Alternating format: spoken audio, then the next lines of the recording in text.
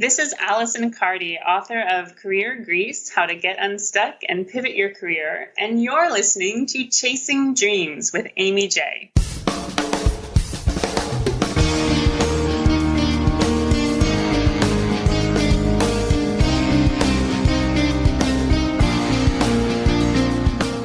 Welcome to Chasing Dreams podcast with Amy J. Amy believes that realizing a life without regrets is achieved by taking chances, chasing your dreams, making moves, and overcoming your doubts. The Chasing Dreams podcast will help you overcome life's obstacles, believe in your potential, and inspire you to face your fears. And now here's the woman who is passionately pursuing her dreams, Amy J. Hey Dream Chasers, this is Amy J, and you are listening to Chasing Dreams episode 88. And how exciting it is because we have a DMV friend here on the show today. I'm stoked to have her. Her name is Alison Cardy. She is an expert coach who runs an international career coaching team specializing in guiding people through career changes. Alison personally coaches a handful of select clients on creating greater alignment and success in their life, love, and work. Her unique ability is zeroing in on the perspective shifts and small tweaks that create the biggest positive results. Alison is the author of the 5-star rated bestseller, Career Grease, How to Get Unstuck and Pivot Your Career. Her work has been featured on Monster, Forbes, The Muse, Undercover Recruiter, and The Washington Post. That is a large number of places, guys. Her team's home on the web is at cardycareercoaching.com, and she has taken some time out of her busy day to come and talk to you guys and hopefully give you some advice that you can take and use in your own life. And I'm thrilled to have her, a fellow DMV person. Alison, welcome to the show. How are you? Thank you so much, Amy. I am doing well and really happy to be here. Now, Alison, when I first heard about you, the first thing I saw was Alison Cardy, Career Grease, How to Get Unstuck and Pivot Your Career. When anybody says career grease, or use grease in particular, questions come to mind. You know, where did you get that title?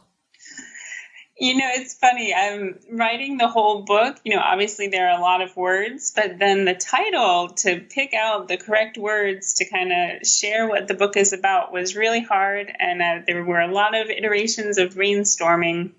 And I think it was out on a walk with my husband. We kind of hit on that idea because so much of the work that my team and I do with people in terms of figuring out their career direction is really helping people to get unstuck. We're not really working with people who are just kind of right out of the gate having a sense of what they want to be doing. We're working with people who maybe have had some different jobs or degrees that weren't quite the right fit. And because of that, because so much of their life has been lived kind of on a path that hasn't been a perfect fit, there is some gunk and some stuckness around figuring out what would kind of make them feel more enthusiastic about getting up in the morning.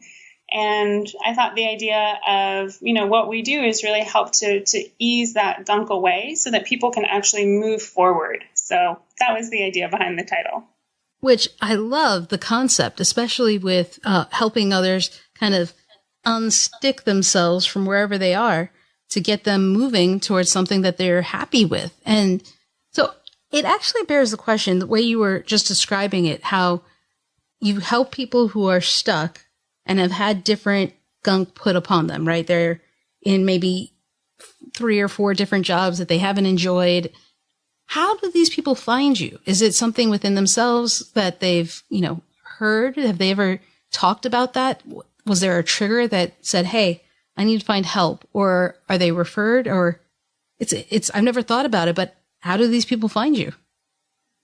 Well, I am working on that question every day, Amy, in terms of trying to let more people know, one, that we exist, but 2, that there really is a structured, systematic process that you can go through to get this figured out, that really addresses both giving somebody clarity and also giving them the support and kind of the neutral place to talk everything through and work through that gunk. So in terms of how people find me, we do a fair amount of marketing. So, I do public speaking with university alumni associations.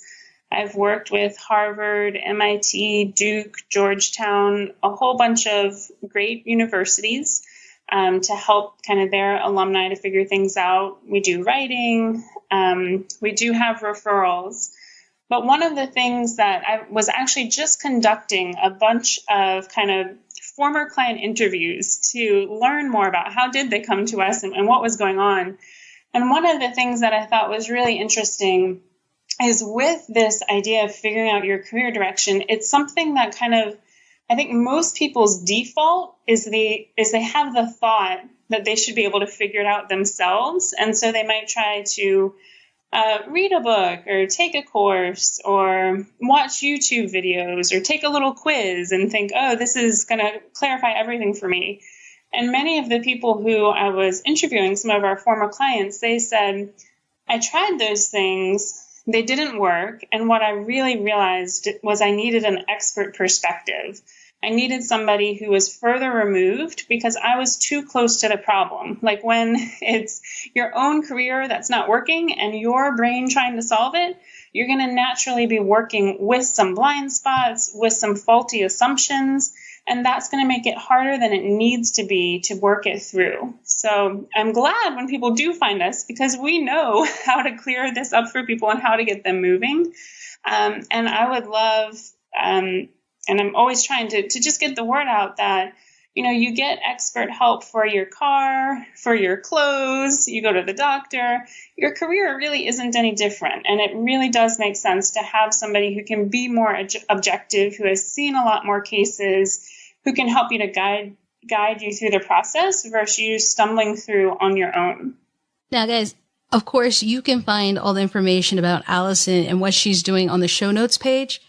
Absolutely easily, but she makes a great point. So the reason I ask Alison is, when we're stuck with things, we don't often know where to turn. But from what you were mentioning, alumni, I didn't even think about going back to my alumni, my schools as alum for help in things. And so that's a great resource right there. And you're doing public speaking workshops. So these are things that those listening can try, as well as if you have friends who are asking, tell them to check out those resources, or you can tell them to check out Alison with the show notes page. You guys have all that info. But Alison, do you find that when people come to you or when they're referred, I guess the second part of the reason I asked was, it's hard to come to that point. You make a great analogy about how we get professional help with our car, our health and whatnot. We don't often think about doing that for our career. And so when you do your public speaking, is that something you try to educate about how it's okay to do that?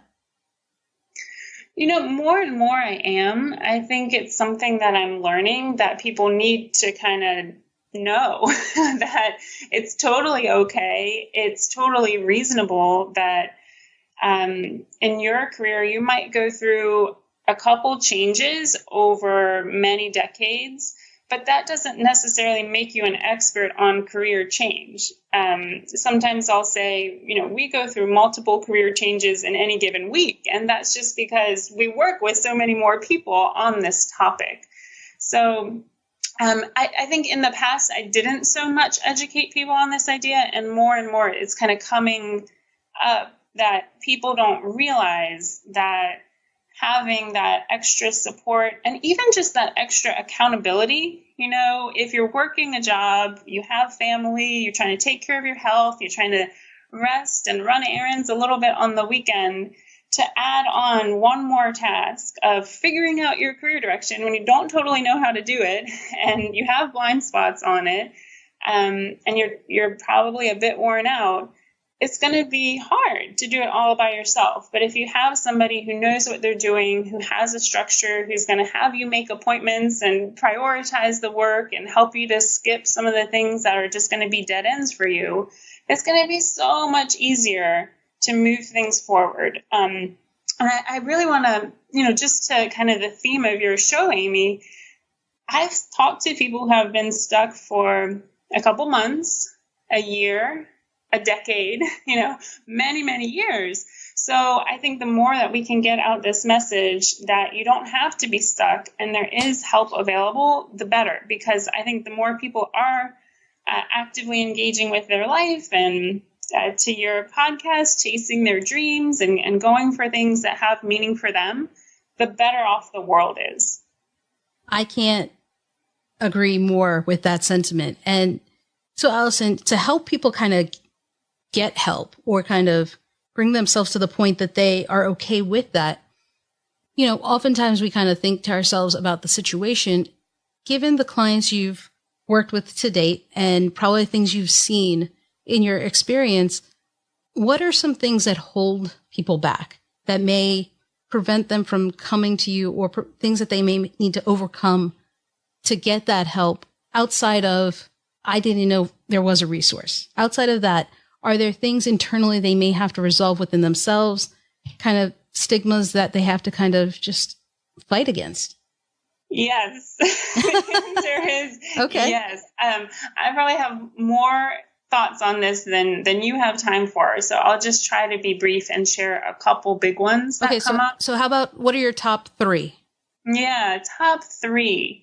One, I think, is just what we were talking about. People don't realize that there are resources for this. I mean, if you think about it, the idea that work can be something that is fulfilling or meaningful or has a purpose is a relatively new idea for so many people to be having. Like, modern advances in our quality of life in first world countries are really what's driving this ability, where it's not just go to work because you need a livelihood and you need to survive.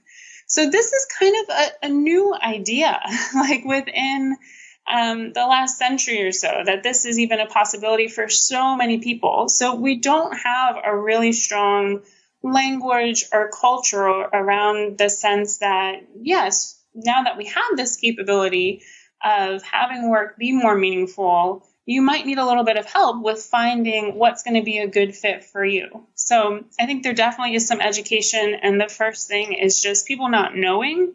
They kind of are getting the messaging of try to do something that's more fulfilling, but they don't know how, or they just don't have enough context to really put that together for themselves. So that's the first thing. Another reason I think people don't get help is, and this might sound funny, but at least for the people that I work with, they're very smart and they're very educated, and going back to school is incredibly seductive. Because I think for what happens is people think, oh, if I go back to school, then maybe I'll figure out what I want. But that's not really the purpose of school and or getting another degree. People are spending thousands of dollars, years of their life, and going in without a clear purpose into education, and then coming out just as confused as when they went in. And school, while it is a really big investment, in a way it's comfortable. We've all been through school before. There's a certain prestige to having a degree. And I think that's a kind of place that people get sucked into, where they're trying to solve the problem, but it's not necessarily going to help them. So I'm going to say, before you go to the next one, probably, that I completely agree with that, because I think not only is it seductive, it's a very much, in my mind, a safe place. As someone who has done a bachelor's, master's, and a law degree, it's a safe environment where I think, well, nothing's going to touch me right now. I'm just going to keep learning. Yeah. To jump off what you're saying, Amy, school by nature is a structured curriculum. Figuring out your career is something that you need to learn your way through, but there is no, even though there's a process to figure that out that we help people with, it's not curriculum. It's not a preset thing. Everybody is going to find their own unique path. So in a way, it can feel scarier. It can feel and push you a little bit out of your comfort zone versus following somebody else's preset educational path. Yeah. I mean, when you have it's almost like a template, right? If I want to be a doctor, then I go to undergrad, I go to med school, I take the MCATs, whatever order that is, because, I'm not a doctor. So doctor folks, the order, I do that in that order and everything works out usually 9 times out of 10. If I want to be a lawyer, I do X, Y, and Z, and I could potentially be a lawyer. I come out of school and it's like, wait, what happens now? Where's my schedule for the day? And people don't know. And it's that freedom and it's a ridiculously large variation of option paralysis. Yes. Right? There's so much you could do. You have so much potential and options. What now? Right. And in a weird way, the idea that you can do anything is actually very stressful.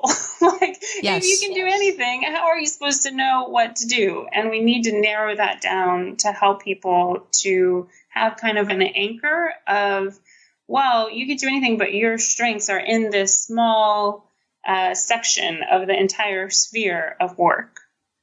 When people say you can do anything, I think it goes back to the fact that, when you're in school or when you have that education, and it kind of also lends towards that stigma of, I can do anything. I have this education. I should be able to figure it out. Like it all ties together, similar to what you were saying before.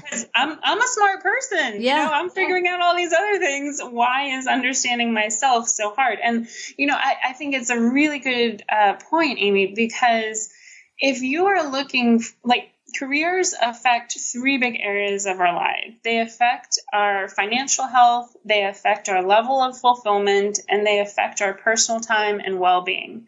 2 of those 3 categories are objective criteria. If you are looking to find a job that is going to pay a certain amount, you can do research and find it. It's like a very one-to-one. If you're looking for a job that's going to let you out by 5 to have time with your family, you can find it. But that third bucket of what is uniquely fulfilling to you, you can't Google it. It is more of a process to pull that out, to integrate it into the real world. And it's a lot more challenging. Yeah. Sorry, guys. You can't Google it. You can't Google it. You're going to try, but it's not going to help you. In fact, Googling it is going to make you more stuck. Oh, that's true. Yeah. It's like opening the floodgates to, if you thought that was option paralysis when you walked out of school, hey, Google it. Now it's just increased like 3-fold.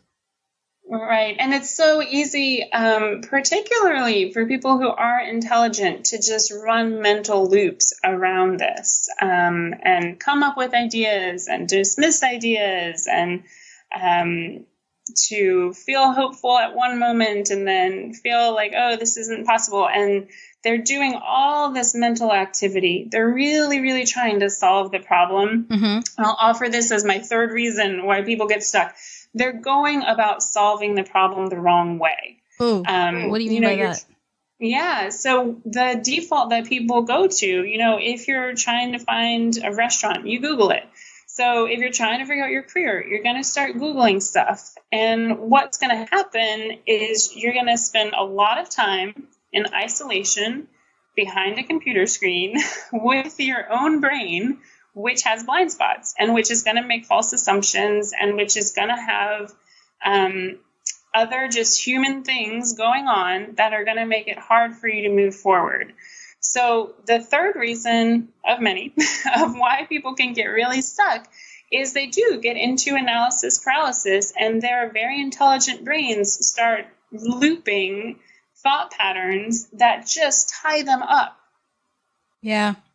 That analysis paralysis is just as bad as option paralysis. It's just overwhelming, however you look at it. And the thing is, when you first started going down the path, I was like, is it ask your parents? Because that's that's on the list. That is definitely on the list.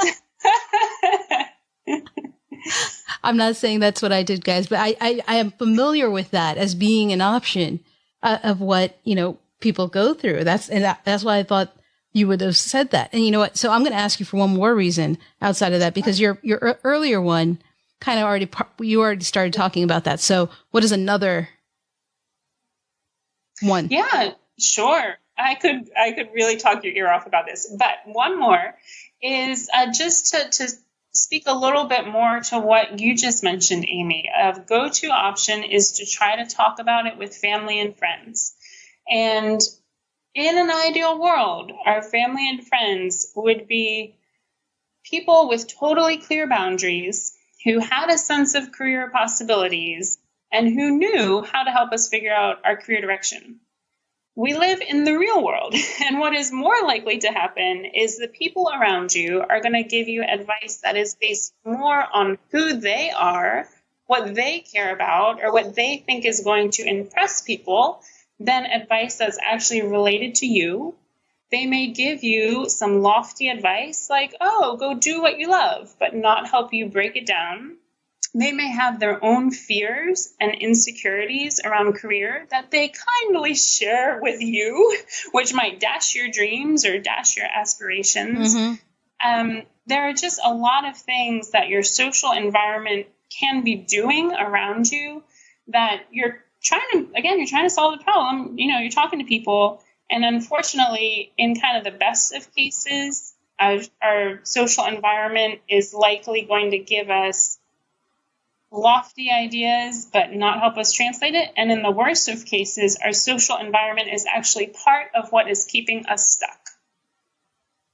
So they are not the best go-to resource for career advice. That's interesting, because I think actually a lot of what you're saying is things that we've been taught or are familiar with in growing up, in how we're raised and how society teaches us, right? These are all things that it's not something I picked up a book and figured out. It's things that I've just kind of been aware of. So if that's the case, aside from seeing you, how do you fight that? Like in a long-term sense, for not just these dream chasers listening, but for future dream chasers, what do you think? And this is a very philosophical kind of thing. I'm asking, I think, what do you think is the solution? Do we have to change how we teach future generations in as they grow up? Oh, okay. This is a big question. I know I threw that out there. It was totally philosophical, but honestly, right, we're talking to people who are listening because they have some desire to chase their dreams probably, and now are aware of you as a resource. But what about the next generation? Because they're probably going to be taught the same things that you're talking about avoiding. I had not given that thought before, Amy. Every now and then I come up with something. Yeah, it's a brilliant question. So what would, for future generations, I do not have an answer, but I have a thought for you. I'll take something that I've been playing with more and more is just the idea that, and I'm going to hit you right back with like a big old idea. Okay. All right, I'm ready. Braced. Just the idea that what we as individuals believe or are comfortable with really, really, really influences what we see. So it's kind of that idea of when the student is ready, the teacher arrives. And basically, for people, there is a lot of information out there to help people to be brave, to follow their dreams, to go for big goals. There's a lot of resources and information. But until the individual is kind of seeking and ready to receive it, they're almost going to be deaf to all of it. So I don't think that's an answer, but it's just an observation that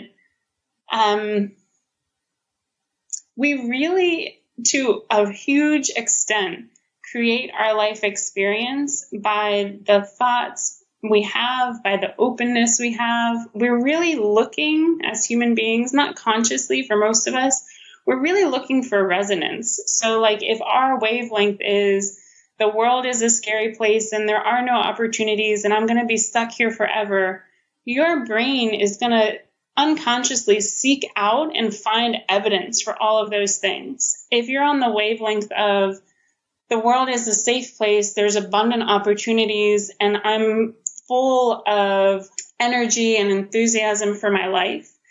That is a whole different resonance, and you're going to find a whole different resonance of information and ideas and things that match up with that. You're going to find evidence. So in terms of future generations, I think they're going to be much like prior generations in that people are going to have a whole spectrum of beliefs and kind of wavelengths that they're resonating on. And based on where they are, it's going to impact what they see. So I see what you're saying. And I don't disagree. I do think you're right in that that's how it's going to be. It's interesting because even with when I put this show together, the reason behind it and was the fact that people weren't familiar with the options they had, right? I mean, sure, there are option paralysis, but the method, right? There was no coach or person at the time I was aware of who could guide you, right? School teaches you the hows of things, but you couldn't tell for yourself what you wanted to do. And I had a family member who, wanted to be a writer, didn't realize that she could do that. Which is why I started the show to show, hey, there are people doing this very thing that you want to do. And look at them. They're fantastic. It's interesting because your book and what you're doing is helping people who are trying, right? They're making an effort to do what they want, do what they love. They're working hard because I believe you don't work with people who are essentially fresh out of college, so to speak, right? Because they're not stuck yet. Or do you? No, I don't know how you got that piece of information, but you are spot on. We don't, because there needs to be a certain amount of life experience and a certain amount of readiness to take ownership. And if somebody's straight out of college, they almost don't have the pain yet because they haven't been through something where like, I don't like this, I want to change it. So they don't really have any incentive in many cases, not in all, in many cases, to put in the work to figure it out. So I grabbed it from the fact that you work with people who go through career changes, but that, it makes sense that, you're working with people who are trying. They're trying and they just need that guidance for it. But I'm always curious and I wonder if you would find a different group of people. You'd still, I'm sure, no doubt have people who are still stuck. But would it be different if they knew that there were options for them that helped them more, I guess? I mean, so you listed those items, right? The 4 ideas of Googling, talking to your family, those kinds of things that are kind of blocking them from seeking help. Yeah. But what about the things that kind of, do you find any commonalities? I guess, let me phrase it better.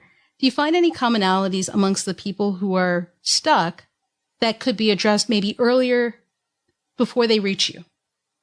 My kind of pat answer for you about what helps them to get help is they have pain.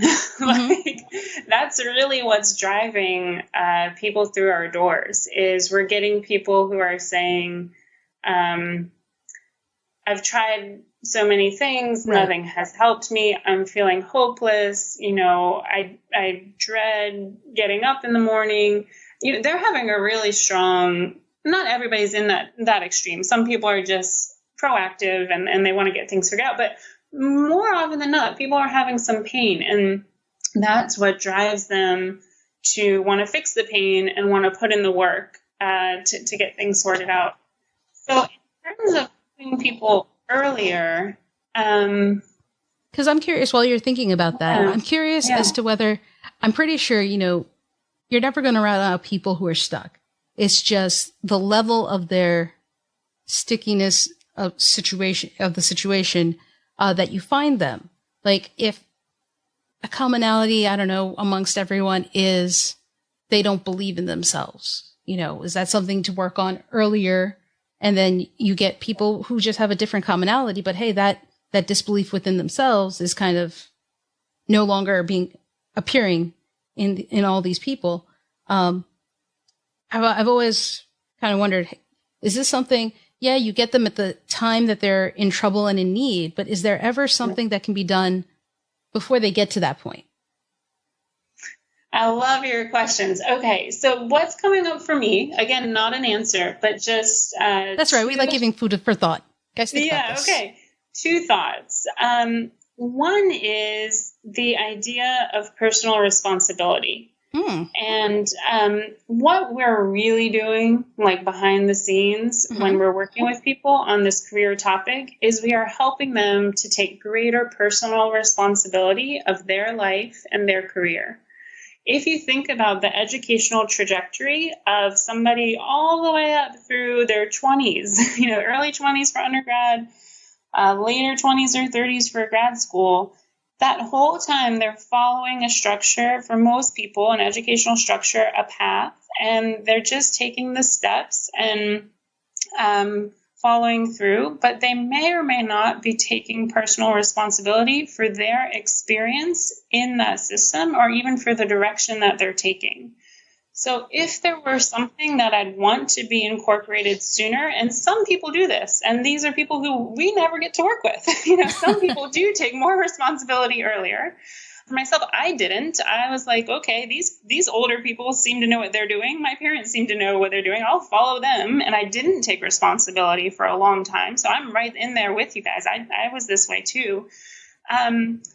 If there's a way to incorporate the sense that this is your life, it's your responsibility, your choice and your level of engagement is going to create your experience, and nobody has the answer for you. You need to go figure it out. If that could be inserted sooner, that would be really, really helpful. And then I had one other idea, but I don't know if you have a comment on that. So I do, because I think you're right. I think a lot of us, and myself included, kind of, we grow up and our parents raise us and our parents guide us, and they are our Yoda. They are our Obi-Wan Kenobi who gets us through, the young years, the teen years, and even in the college to some extent for some of us, they guide us to it. And I don't think I took full 100% ownership of what I wanted to do until I was 24 or something.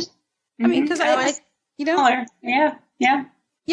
I think I trusted in them. I grew up, and that's not to say it's wrong, guys. We're not saying it's wrong. I'm just saying I don't think I understood that I could take personal responsibility for myself. Now, there are some of y'all who are listening to this or have friends who are, fast bloomers and who caught on really quick, and you probably admire them. Like, look at them. They got a job. They're doing it right. They're doing it themselves. And here I am doing it now. And that's also fine. Remember, don't compare one person to another. I tell you that all the time.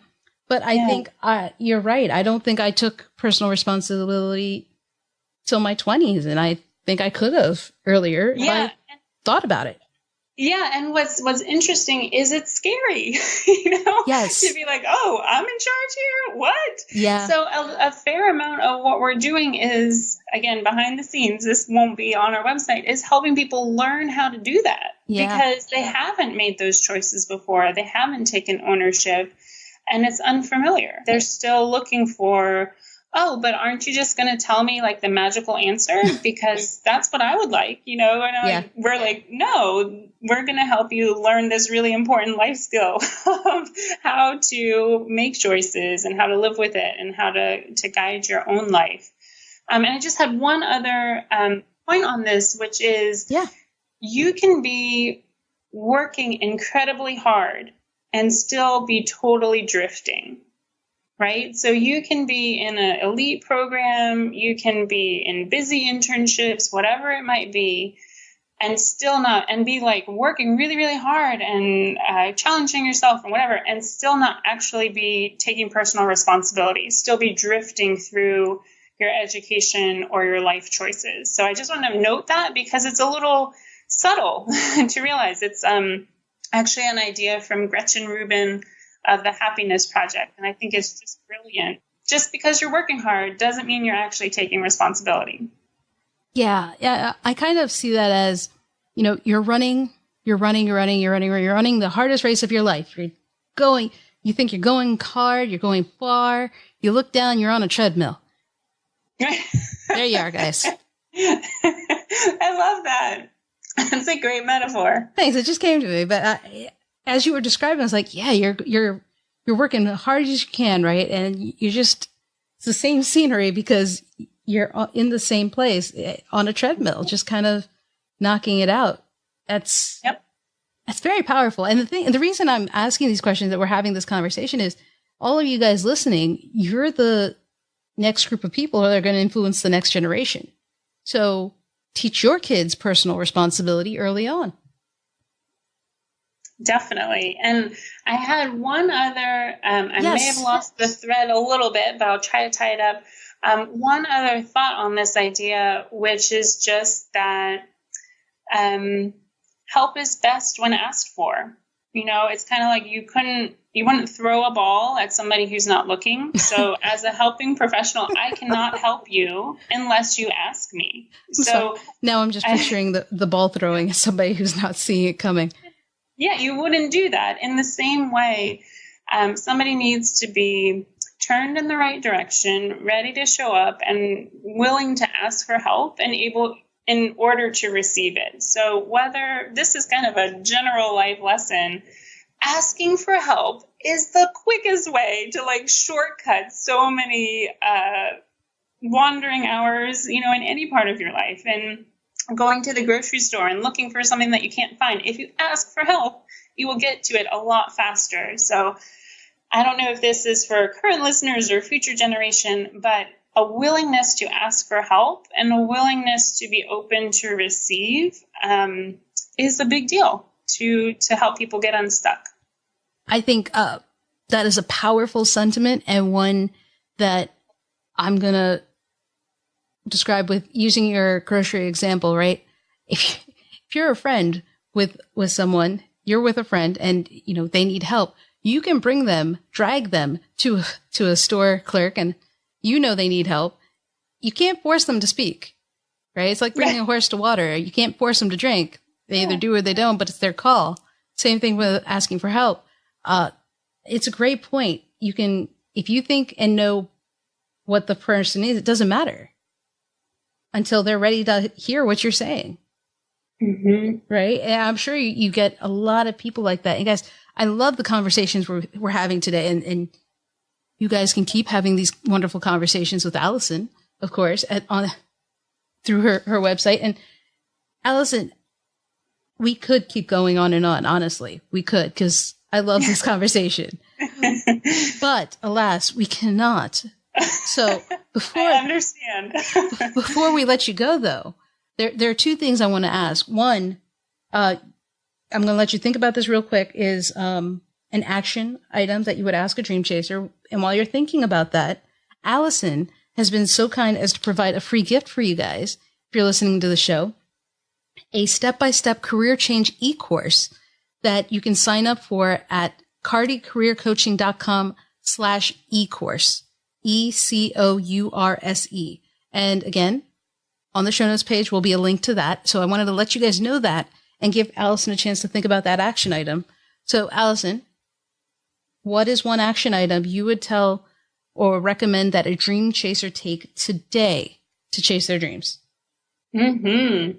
All right. So one of the things that I mentioned that is a problem is people staying isolated behind computer screens. So the step that I think would be most helpful is for you to think of something that you can do. And for this, it may not be today, it may be this week, that actually gets you out into the real world, talking to real people. So some examples would be connecting with someone who's doing what you're doing and setting up a coffee, going to an industry event of some type and actually get in a room with people who are in the industry you want to be in, looking for a volunteer opportunity that piques your interest.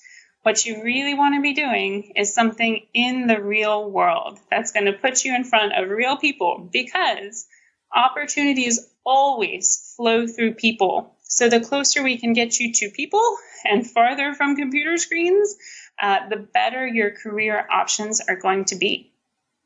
What she's saying is not a chat room. Don't have a Skype date at tea time, and meet in person so that you can reach out and handshake someone and not just poke. Exactly. Virtually. The litmus test is, did your butt leave your home? Aha! There you go. That's a good test. Alison, yes. I can't thank you enough for coming on the show, sharing some great advice and tips for people, and sharing your wonderful gift with our listeners. Thank you so much. You're welcome. It's been an absolute pleasure, Amy. Well, Dream Chasers, that was Alison Cardy sharing her knowledge and information, and I love that conversation. If you couldn't tell, I'm pretty sure you could tell, though. And you guys need to check out the show notes page and jump on that free gift that she's giving, especially if you're feeling stuck. If you feel like you need help, there is help. Okay. People like Alison are out there. So check it out. Go over to the show notes page at chasingdreamshq.com/episode 88. That's episode 88. And until next time, Dream Chasers, keep chasing. Thank you so much for listening to Chasing Dreams. Amy would love to connect with you and hear all about your pursuit of chasing your dreams. Connect with her on Facebook, Twitter, or Instagram via @ChasingDreamsHQ. Or you can find Amy on Twitter @AmyJ21. That's AIMEEJ21. Be sure to visit headquarters over at ChasingDreamsHQ.com for more inspiration, motivation, and resources to help with your own dream chase. We hope you'll join Amy next week, and until then, keep chasing.